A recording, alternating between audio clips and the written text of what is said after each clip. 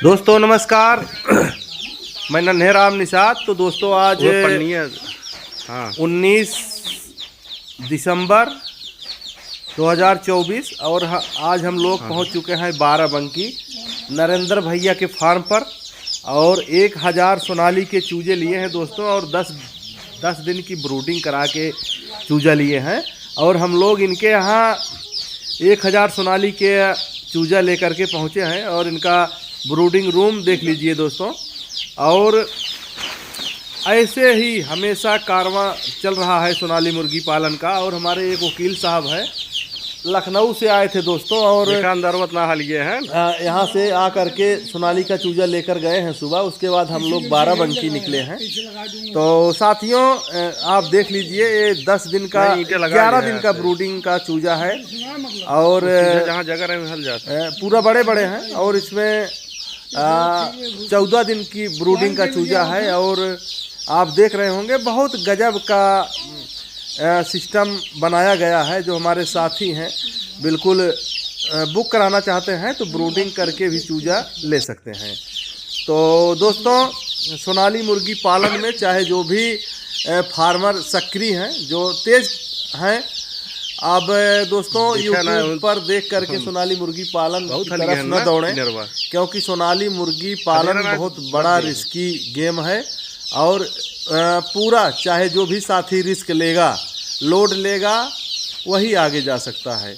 और हम बार बार बताते हैं दोस्तों मतलब यूट्यूब के सहारे से जो वीडियो आप लोग देख करके जल्दबाजी कर देते हैं वो जल्दबाजी न करें। फार्म छोटा ही बनाएं, 10 बाई 10 का बनाएं लेकिन टिकाऊ और मजबूत फार्म बनाएं जिससे आपका कहीं से कोई नुकसान ना हो, टेम्परेचर की सुविधा बढ़िया हो, मेंटेन रहे, हर चीज़ चुस्त दुरुस्त रहे, कहीं से चूहा बिल्ली नेवला कुत्ता कहीं से घुसने लायक न रहे दोस्तों। जिससे एक कच्चा सौदा है, कहीं से घुसेगा तो बहुत लंबा नुकसान कर देगा। ये इसको बात में ध्यान में रखते हुए चाहे जब भी फार्म बनाएं हवाई फार्म ना बनाएं। आप इनका फार्म देख लीजिए, इस तरीके का फार्म नहीं रहता है दोस्तों। हमको जो कहना होता है हम कह देते हैं, हमको थोड़ा मुंह पर लंबी छोड़ने की कम आदत है, जो एकदम सही बात रहती है। आप देख लीजिए इनका फार्म है, इस तरीके का फार्म थोड़ी बनता है दोस्तों। ना हवा झेल पाएगा, ना आंधी झेल पाएगा, ना तो बारिश झेल पाएगा। तमाम चीज़ें हैं, तमाम कमियां हैं। और मैं नरेंद्र भैया को कहना चाहता हूं कि इस तरीके का काम न करें जिससे आपका लंबा नुकसान हो, फिर आप पोल्ट्री फार्मिंग से हट करके कोई दूसरा काम करें। तो ये सारी चीज़ें हैं, इसको अन्यथा न लें। और जो हमारे साथी हैं आप देख लीजिए इनका बाहर से फार्म देख लीजिए, ना कोई कटिया लगी है ना कोई जाली है, पन्नी आप लगा दिए हैं। पन्नी के सहारे दोस्तों फार्म नहीं किया जा सकता और फार्म में अच्छा खासा पैसा लगता है जिसको आपको ध्यान में रखते हुए एक एक चीज़ पर आपको ध्यान देना है। आपको तरह तरह की बारीकियां देखनी है और जल्दबाजी में कोई ऐसा काम न करें जिससे अच्छा खासा नुकसान हो जाए। आप बाहरी सिरे से इनका पतरा देख लीजिए, ऊपर जो पतरा रखे हैं, जो करकट का रखे हैं पतरा दोस्तों, वो एकदम कहीं उठा है, कहीं चूहा घुसने लायक है, कहीं नेवला घुसने लायक है। तो ये सारी चीज़ें हैं, हम दिखाने का प्रयास करते हैं दोस्तों। तो बिल्कुल देख लीजिए और अच्छी जानकारी अपने किसान भाइयों को देते रहते हैं जिससे जो हमारे साथी हैं फार्मिंग करना चाहते हैं। आप देख लीजिए इनका ब्रूडिंग रूम है, कहाँ झेल पाएंगे दोस्तों। और बच्चे को बचाना इतना आसान नहीं है, भले ही 10, 12, 14 दिन की ब्रूडिंग का चूजा है लेकिन नरेंद्र भैया से हम विनती करेंगे कि मजबूत रखें अपना व्यवस्था, नहीं तो चूजे को बचाना बहुत मुश्किल हो जाएगा। आप समय निकालकर हमारे फार्म पर आएंगे, हमारे ब्रूडिंग रूम पर आएंगे, वहाँ की व्यवस्था देखेंगे कैसे करना है कैसे नहीं करना है, उनका रख रखाव क्या है और किस स्थिति परिस्थिति में हमको कैसे करना है। बिजली के भरोसे फार्मिंग नहीं किया जा सकता दोस्तों। बिजली कब फ्यूज उड़ जाए, कब क्या हो जाए, कब 33,000 ख़राब हो जाए, कब 11,000 ख़राब हो जाए, कब इलेक्ट्रिक लाइन ख़राब हो जाए 220, कोई भरोसा नहीं है। उसके अतिरिक्त में आपको गैस भट्ठी, गैस ब्रूडर और भूसी भट्ठी, लकड़ी, तमाम चीज़ें हैं जो आपको व्यवस्थित रखना है, इंतजाम करके रखना है, तब जाके फार्मिंग किया जा सकता है। और आप देख रहे होंगे इनके फार्म की स्थिति परिस्थिति।